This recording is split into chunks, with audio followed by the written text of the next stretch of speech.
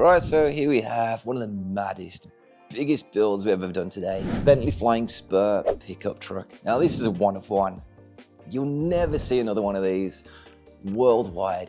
And I don't know if anybody else is mad enough to actually build one. The customer came to me, sent me an email, would I be interested in building one? Of course, I jumped at the chance and said yes.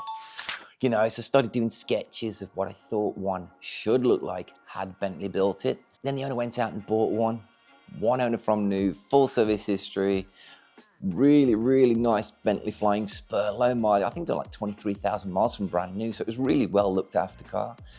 And we got it in, stripped it out, and started chopping it up, basically. It was a lot of work, and one of the main worries that I had before I started it was the electrics. Because basically, you don't want to mess with any of the electrics because you're going to have warning lights on the dashboard all the time, or it could potentially go into limpo mode. Now, we were never going to mess with the engine side of it. All the work we were doing was at the back of the car and obviously in the cab area. So that the engine wasn't ever too much of a worry, but we didn't want warning lights all over the dashboard. So that was always in the back of my mind, of course, and just leaving the electrics alone as much as possible, and the geometry, had air suspension standard, keeping all of that unmessed with as much as possible. So first thing to do was obviously chop it up, move things around, get everything into place, and start drawing lines where we wanted that body line to be for the back bed. So once we'd drawn that line, we could see that the strut tops were probably about 2 inches, 1 3/4 inches too high.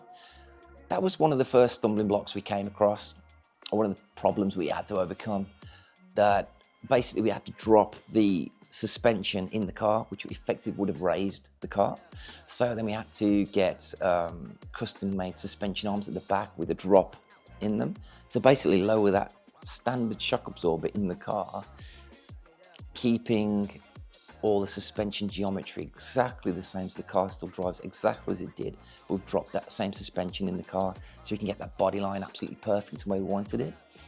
The standard seat post was moved forward to keep the same kind of standard lines of the car. And basically everything just moved around that. We two-doored it, of course, welded the other door up, de-locked, de-handled it.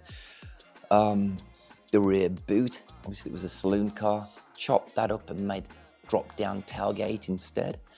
And all the back end was framework. We did all the framework, obviously made a new firewall, rear window for it, new seat posts, did all of that, body worked it, made a framework for the back and strengthened it all, of course. Then the back end was sent down to a boat builder down south. They did an absolutely beautiful job of all the woodwork, absolutely stunning job. So there's compartments in the back, and in the little compartments in the back, you've got the standard batteries and the fuse box.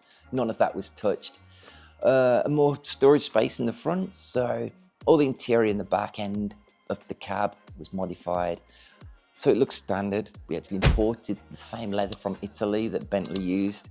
So all the back end was done exactly the same color leather. Lowered slightly, performance exhaust put onto it, different wheels, 21-inch wheels now, and tuned up the engine a little bit as well. So it's running, I think it's about 580, 600 brake horsepower now. So it drives amazing, super nice color, looks super classy, and gets people talking. So definitely one of the biggest builds we've done here. And got a lot of people talking as well. So yeah, definitely one of my favorites.